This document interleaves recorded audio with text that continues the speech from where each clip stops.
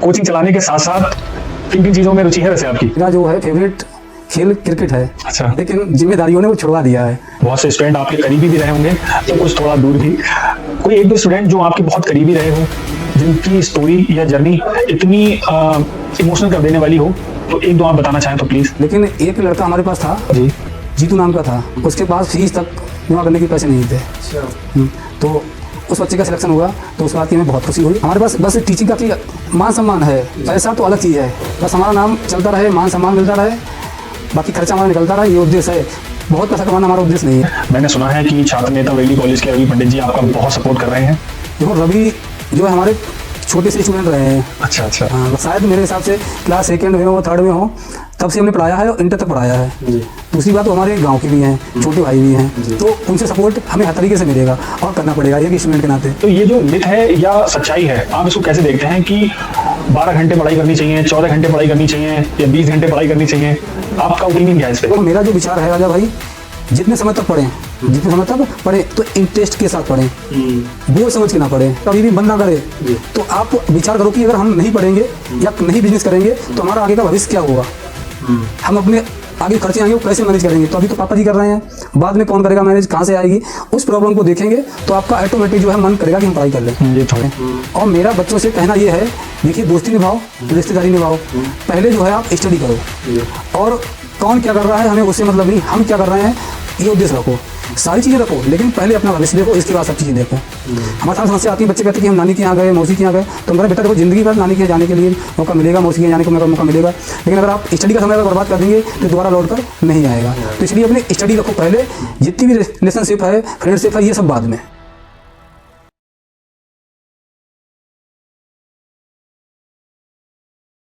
Coaching चलाने के साथ साथ किन किन चीजों में रुचि है वैसे आपकी? देखिए जब मैं स्टडी करता था तो मेरा जो है फेवरेट खेल क्रिकेट है। अच्छा। लेकिन जिम्मेदारियों ने वो छुड़वा दिया है। अब वैसे आज भी इच्छा होती है कि मौका मिले हम तो क्रिकेट ही खेलते हैं। अच्छा, तो बैटिंग करते थे या बॉलिंग? हम बैटिंग हमारी अच्छी थी, बॉलिंग तो नहीं करते थे, और कीपिंग हमारी बहुत अच्छी थी। अच्छा अच्छा। एक बार हमारे पास में एक कस्बा है खुदागंज, जहाँ से हमने स्टडी की थी, वहाँ की टीम आई थी, तो मैच था हमारे पास में, एक गाँव था वहाँ पे, तो हमने उस मैच में 6 स्टंपिंग की थी। क्या बात है। तो वहाँ के जो है बच्चे जो है डर गए थे कि आगे मत बढ़ना, नहीं तो स्टंपिंग हो जाएगी। ये किस समय की बात होगी तकरीबन? ये लगभग 2010 के आसपास की बात हो। जब आप खुद तैयारी के छात्र थे, तैयारी कर रहे थे? हाँ, उस समय तैयारी भी कर रहे थे, पढ़ा भी रहे थे। तो क्रिकेट भी आप खेलते थे? हाँ, क्रिकेट और क्रिकेट देखते भी हैं, आज भी शौकीन हैं क्रिकेट के। कौन सा प्लेयर आपका फेवरेट है वैसे? अब हमारे नामा राशि ही फेवरेट है हमारे वैसे। अच्छा, एक बार अपने मुंह से बता दें। महेंद्र सिंह धोनी जो है वो फेवरेट प्लेयर है हमारे। MS धोनी। इसके अलावा रोहित शर्मा भी हैं। अच्छा अच्छा, हमको तो सबके फेवरेट हैं ये। और पढ़ाई के दौरान कभी ऐसा रहा है कि, क्योंकि हम जो भी काम करते हैं उसमें अच्छाई भी होती है, बुराई भी होती है, बहुत से स्टूडेंट आपके करीबी भी रहे होंगे तो कुछ थोड़ा दूर भी। कोई एक दो स्टूडेंट जो आपके बहुत करीबी रहे हो, जिनकी स्टोरी या जर्नी इतनी इमोशनल कर देने वाली हो, तो एक दो आप बताना चाहें तो प्लीज। राजा भाई, वैसे तो हमारी कोचिंग से जो बच्चे सिलेक्ट हुए हैं वो सब गरीब परिवार से ही बच्चे थे, तो उनकी स्टोरी वास्तव में सबकी इमोशनल ही है। लेकिन एक लड़का हमारे पास था जी, जीतू नाम का था, उसका 2019 में जो भर्ती आई थी यूपी पुलिस में, उसमें उसका सिलेक्शन हो गया था। उसकी आर्थिक स्थिति बहुत थी, कमजोर थी, नाजुक थी, उसके पास फीस तक जमा करने के पैसे नहीं थे।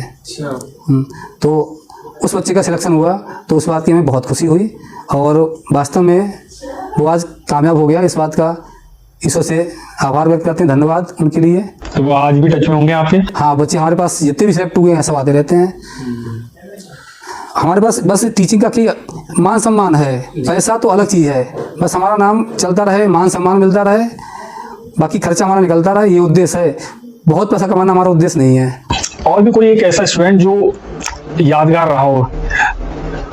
देखिए अभी एग्जाम हुआ था 2024 में ही हुआ था, उसमें एक स्टूडेंट जो है हमारे पास आया था औला साइड से, जिसके यूपी पुलिस में लगभग 122 क्वेश्चन सही थे। अच्छा। 122। वो स्टूडेंट हमारा सबसे प्रिय रहा। रीजन क्या है, उस बच्चे को हमने जिस टाइम बुलाया तो वो उस टाइम आया, कभी भी मतलब लेट नहीं हुआ, और जिस टाइम कोचिंग छोड़ी उसी टाइम गया, और उसने कंटिन्यू पढ़ता रहा, कभी भी छुट्टी नहीं की। तो तो यहाँ रेंट पे रहते थे वो? हाँ, यहाँ पर उसके मामा रहते थे, मामा के यहाँ से आता था। अच्छा, तो वैसे कितनी देर दूर से बच्चे आते हैं आपके यहाँ?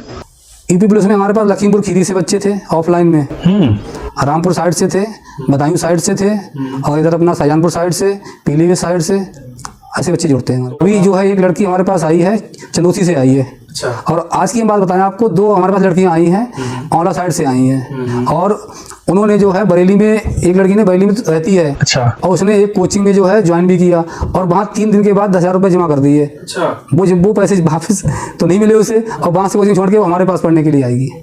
ये तो सही नहीं है। क्या वो फॉर्म साइन करवा लेते होंगे ऐसा कुछ कि? क्योंकि उसके समझ में नहीं आया। अब बच्चे सोचते हैं अब जमा हो गया तो पैसा मिलेगा ही नहीं। नहीं, तो वहाँ जो भी कोचिंग सेंटर वगैरह हैं वो पहले डेमो क्लासेस देते हैं ना। वो अगर बच्चा जो भी है उन्होंने अगर डेमो क्लासेस लिए होंगे, आजकल तो ऐसा है कि 4 से 5 दिन या 10 दिन तक का ही डेमो क्लासेस चलते हैं। ऐसा है राजा भाई कि ग्रामीण क्षेत्र के बच्चे हैं, उन्हें इस चीज़ की नॉलेज नहीं होती है कि क्या सही है क्या नहीं सही है। उन्हें बस लगा कि यहाँ कोचिंग चल रही है, यहाँ हमें ज्वाइन करना है, बस पैसे जमा कर देते हैं। जब आप 2-4 क्लासें और लेते हैं, प्रॉब्लम होती है, क्योंकि उनकी प्रॉब्लम क्या होती है, बेसिक की होती है, और बेसिक वहाँ पे मिलता नहीं है, तो बच्चे फिर पढ़ नहीं पाते हैं, तो छोड़ के फिर बैठ जाते हैं।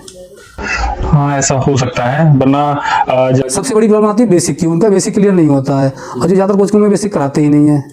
ये तो है, क्योंकि बेस अगर स्ट्रांग होगा बच्चे का तो वो और चीजों को अच्छे से मैनेज कर लेगा। हाँ, तभी पढ़ पाएगा, वरना वो पढ़ ही नहीं पाएगा फिर। तो ये जो मिथ है या सच्चाई है, आप इसको कैसे देखते हैं कि 12 घंटे पढ़ाई करनी चाहिए, 14 घंटे पढ़ाई करनी चाहिए, या 20 घंटे पढ़ाई करनी चाहिए? आपका ओपिनियन क्या है इस पे? तो मेरा जो विचार है राजा भाई, जितने समय तक पढ़ें तो इंटरेस्ट के साथ पढ़ें, बोझ समझ के ना पढ़ें। जैसे आप लोग हम कि अब थक गए हैं या आपका मन नहीं कर रहा, तुरंत कॉपी किताब बंद कर दो, मत पढ़ो। फिर आपका जब मन करे तो पढ़ो, जितनी देर पढ़ो तो आप अच्छे मन से पढ़ो तो उचित रहेगा। अगर आपने पढ़ा 20 घंटे और मन से नहीं पढ़ा है तो वो सब बेकार है फिर। बिल्कुल, मतलब जब मन करे तभी पढ़ना चाहिए। हाँ, तभी पढ़ना चाहिए।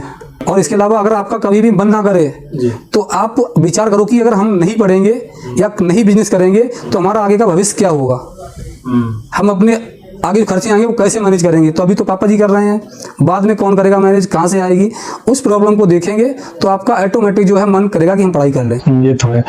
तो कोई ऐसा बच्चा कभी रहा है, क्योंकि हमारे समय में कई कुछ मित्र थे तो वो शायद ऐसा करते थे, नाम नहीं बता सकता, कि घर से तो बोला है कि पैसे कोचिंग में देना है, लेकिन कोचिंग के पैसे नहीं देते थे, कहीं ना कहीं एंजॉय के तौर पर या खर्च कर देते थे। ऐसा कभी कोई स्टूडेंट की स्टोरी आई आपके सामने? देखिए, ऐसी स्टोरी कोई नहीं आई, लेकिन एक समस्या आई थी हमारे सामने। क्या कि एक बच्चा आया था जिसके पापा जी ने पैसे दे दिए थे, लेकिन बच्चे ने पैसे जेब में रखा रहा, और हमने भी उसे कहा नहीं। हमने लोगों कहा होगा ठीक 8 दिन बाद, तभी उसने पैसे जमा किए। तो ये तो आया है। बाकी बच्चे कहते हैं सर फीस कम कर लीजिए, तो हम कम कर देते हैं। अब उसमें वो खर्च कर लें या कुछ कर लें, वो चीज़ अलग है। अच्छा, कुछ लड़कों का तो ऐसा है कि वो आउट ऑफ टाउन या आउट ऑफ सिटी पढ़ने के लिए निकल जाते हैं और एडजस्ट कर लेते हैं, लेकिन ये चीजें जो हैं गर्ल्स के लिए, लड़कियों के लिए काफी चैलेंजिंग हो जाती हैं। तो आप जो बता रहे हैं काफी दूर दूर से जो लड़कियां आती हैं, और ये अच्छी बात है कि उनके अगर यहाँ फैमिली मेंबर हैं या कुछ रिलेटिव वगैरह हैं तो अच्छी बात है, लेकिन कुछ लोग अपने दम पर ये चीजें करते हैं। तो कुछ ऐसे भी स्टूडेंट हैं आपके पास? देखिए, कुछ बच्चे हमारे पास दूर से आए हैं, और उन लोगों की प्रॉब्लम क्या है कि उन्होंने कई जगह कोचिंग की होगी, तो पैसा जो है दिया होगा घर वालों ने, अब वहाँ से छोड़ दी, वहाँ सिलेक्शन नहीं हो पाया, तो घर वालों का जो है थोड़ा सा भरोसा उठ जाता है। ये तो बच्चे जो है बर्बादी कर रहे हैं, कुछ नहीं कर रहे हैं। तो ऐसी कोई समस्या हमारे सामने तो आई है। बाकी हमने बोल रखा है अगर तुम्हें कोई दिक्कत हो तो आपको हम अर्निंग हम करवा देंगे। कैसे कि छोटे छोटे बच्चों को कोचिंग जो है दिलवा देंगे, होम कोचिंग, और जो है आप अपना खर्चा निकाल लेना। तो ये समस्या तो एक हमारे पास सामने आई, लेकिन उसका हमने सलूशन कर दिया। तो उन गर्ल्स की या उन लड़कियों के पेरेंट्स के लिए आप क्या आश्वासन देना चाहेंगे? देखिए, सबसे पहले आप अपने बच्चे पे भरोसा कीजिए कि बच्चा हमारा बिल्कुल सही है। दूसरी बात है, आप जो है जहाँ भी कोचिंग लगवाएं तो वहाँ जाकर के पूरी जानकारी लीजिए कि क्या व्यवस्था है, कैसे पढ़ाते हैं, या कोई समस्या तो वहाँ पर नहीं है, या रास्ते में कोई समस्या तो नहीं है, उस पर टीचर क्या डील करते हैं, उस समस्या को देखें, तब आप उसको फिर ज्वाइन कराएं। क्योंकि माहौल के हिसाब से देखा जाए, ये सिर्फ लड़कों के लिए नहीं बोल रहा हूँ, मैं सभी के लिए बोल रहा हूँ कि माहौल को देखते हुए आजकल पेरेंट्स बहुत ज्यादा पैनिक कर जाते हैं कि अपने बच्चों को बाहर भेजें। किस पे भरोसा करें? आज के समय में बहुत चैलेंजिंग और बहुत मुश्किल है। देखिए, इसमें थोड़ा सा जो मतलब अभिभावक है उसे भी ध्यान देना पड़ेगा और जानकारी रखें कि हमारा बच्चा किस समय जाता है, किस समय आता है, कहाँ क्या कर रहा है, वो जानकारी अपने पास रखें तो मेरे हिसाब से सब कुछ सही रहेगा। कुछ माँ बाप ऐसे होते हैं कि बच्चा का एडमिशन करवा दिया है फिर बाद में कोई मतलब ही नहीं है, तो ये जो है कहीं ना कहीं जो है बच्चे के लिए नेगेटिव पॉइंट रह जाता है फिर। क्योंकि अगर माँ बाप जागरूक रहेंगे और शिक्षक जागरूक रहेंगे तो बच्चे अक्सर कामयाब हो जाएंगे। अगर हम लोग ही ढील डाल देंगे तो बच्चे पढ़ने में फिर जो है पीछे रह जाएंगे।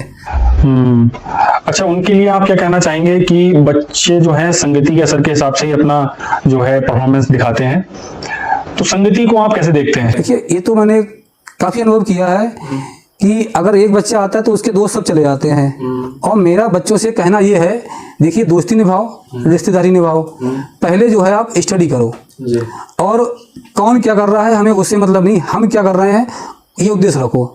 सारी चीज़ें रखो लेकिन पहले अपना भविष्य देखो, इसके बाद सब चीज़ें देखो। हमारे साथ समस्या आती है, बच्चे कहते हैं कि हम नानी के यहाँ गए, मौसी के यहाँ गए, तो हम कह रहे बेटा देखो जिंदगी भर नानी के यहाँ जाने के लिए मौका मिलेगा, मौसी के यहाँ जाने का मौका मिलेगा, लेकिन अगर आप स्टडी का समय अगर बर्बाद कर देंगे तो दोबारा लौट कर नहीं आएगा। तो इसलिए अपनी स्टडी रखो पहले, जितनी भी रिलेशनशिप है, फ्रेंडशिप है, ये सब बाद में, क्योंकि ये चीजें कहीं ना कहीं मैनेज कर सकते हैं, लेकिन जो टाइम निकल गया वो बाद में मैनेज नहीं आएगा, ये तो है। तो इस कोचिंग को अगर आप अच्छा परफॉर्म कर रहे हैं और बच्चे सच में सेटिस्फैक्शन आपसे मिल रहा है, कोचिंग से मिल रहा है, तो फिर इसको इसी क्षेत्र तक सीमित रखना है या इसको कितने बड़े लेवल पर ले जाना है, सब कुछ सोचा है आपने? देखिए, हमने जो कोचिंग स्टार्ट की थी तो हमने छोटे स्तर से की थी और हमारा उद्देश्य हमेशा रहा कि हम किसी से पीछे ना रह जाएं, चाहे वो हमारा ऑफलाइन का क्षेत्र है, चाहे हमारा ऑनलाइन का क्षेत्र है, और चाहे फरीदपुर का क्षेत्र हो, चाहे बरेली को, हम किसी से पीछे रहना उचित नहीं समझते हैं। तो उसके लिए हमें कितनी भी मेहनत करनी पड़े वो हम करेंगे। थोड़ा सा पीछे हम इसलिए रह गए ऑनलाइन में कि हमारे पास आर्थिक स्थिति वो इतनी अच्छी नहीं थी, नहीं तो हम लॉकडाउन में हमने स्टार्ट किया था तो वहीं से स्टार्ट कर सकते थे। और कहीं ना कहीं हमें नॉलेज भी उतनी ऑनलाइन के बारे में नहीं थी कि हमें क्या कैसे कैमरा लाएं, कैसे लाइट लगाएं, ये सब जानकारी नहीं थी जी। इस वजह से पीछे रह गए थे। तो अभी जब से स्टार्ट किया है, मैंने सुना है कि छात्र नेता बरेली कॉलेज के रवि पंडित जी आपका बहुत सपोर्ट कर रहे हैं। देखो, रवि जो है हमारे छोटे से स्टूडेंट रहे हैं। अच्छा अच्छा। शायद मेरे हिसाब से क्लास सेकेंड में हो, थर्ड में हो, तब से हमने पढ़ाया है और इंटर तक पढ़ाया है जी। दूसरी बात, वो हमारे गांव के भी हैं, छोटे भाई भी हैं, तो उनसे सपोर्ट हमें हर तरीके से मिलेगा और करना पड़ेगा एक स्टूडेंट के नाते। नहीं, वो सही है। अगर मैंने उनकी कुछ वीडियोस भी देखी हैं, ऑनलाइन भी सपोर्ट कर रहे हैं पढ़ाने के लिए। रवि जो है किसी ना किसी दिन जो है अच्छा काम करेगा और वो आगे बहुत ही जाएगा, क्योंकि उसका जो है बोलने का तरीका है, बात करने का तरीका है, लोगों की हेल्प करने का तरीका है, उसका बहुत ही अच्छा है। वो किसी भी विद्यार्थी को कोई भी प्रॉब्लम होती है, मैंने खुद देखा आंखों से, किसी बच्चे को कोई प्रॉब्लम होती है तुरंत उसका समाधान करता है। और वो जो भी अध्यापक हैं या जो भी अधिकारी हैं उनसे डायरेक्ट बात करके उनका समाधान करता है तुरंत। मैंने ये होना भी चाहिए, अगर वो हेल्प करते हैं स्टूडेंट की। आजकल कौन ही हेल्प करता है स्टूडेंट की। और बिल्कुल कोई भेदभाव नहीं है, कोई ऐसा नहीं कि मतलब कोई पैसे कमाता हो, ऐसा कुछ भी नहीं है। सब कुछ बिना निःशुल्क सेवा उसकी है, सिर्फ कि लोग बस उसका नाम आगे तक लेके जाएं। बहुत बहुत शुभकामनाएं उनके लिए। मैं चाहता हूँ और आगे बढ़े, आपके साथ आगे बढ़े। अच्छा, जो यंग टीचर्स या एजुकेटर्स हैं उनके लिए आप अपने इस तरह से क्या सलाह देना चाहेंगे? वैसे देखिए, जिन लोगों ने अभी स्टार्ट किया है पढ़ाना, तो मेरा मानना है कि वो लोग लगातार उस क्षेत्र से जुड़े रहें और अपनी कमियों को देखें, अच्छाइयों को ना देखें कि हमें जो कमी क्या है उस कमी को सुधार करें, उस कमी को सुधार करें। बाकी जो है अपना अनुभव लेते रहें, जो आपके सीनियर हैं उनसे अनुभव लेते रहें और साथ साथ में जो है अपडेट होते रहें। अगर अपडेट नहीं हुए हैं तो कहीं ना कहीं वो पीछे रह जाएंगे। अप टू डेट रहना। हाँ, तो मतलब अपडेट उन लोगों को रहना चाहिए। और अच्छा, स्टूडेंट के लिए आप क्या सलाह देना चाहेंगे? देखिए, जो भी स्टूडेंट तैयारी कर रहे हैं तो मेरा मानना ये है कि आप जिसकी भी तैयारी कर रहे हैं तो उसकी कंटिन्यू तैयारी करते रहें। आप लोग बीच बीच में रुक कर के तैयारी ना करें। हाँ, क्योंकि बीच में रुकने से क्या होता है कि हमारी ऐसे कोई हम बाइक लेके आए और वो खड़ी कर दें तो बेकार हो जाएगी, और चलाते रहेंगे तो कंटिन्यू चलती रहेगी। तो यही मेरा मानना है कि आप लगातार चलते रहें, तभी आप एक ना दिन कामयाब हो जाएंगे।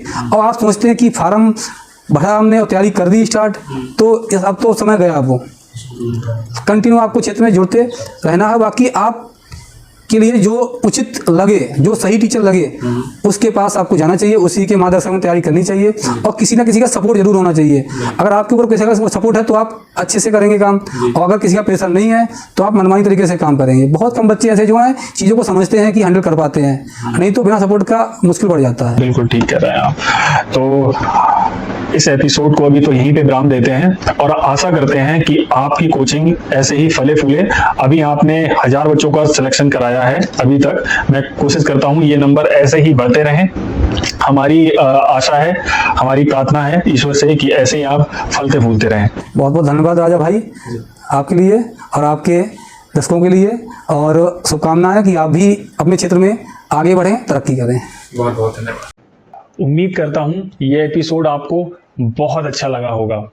अगर सच में ये एपिसोड आपको हेल्पफुल लगा हो तो आप इस वीडियो को लाइक एंड शेयर कर सकते हैं, और इस चैनल पर अगर आप नए हैं ऐसे ही इंटरेस्टिंग और हेल्पफुल एपिसोड देखने के लिए इस चैनल को सब्सक्राइब कर सकते हैं। बहुत जल्द मिलते हैं एक बेहतरीन गेस्ट के साथ। तब तक के लिए आप स्वस्थ रहिए, खुश रहिए और दूसरों को खुश होने का मौका भी दीजिए। Thank you.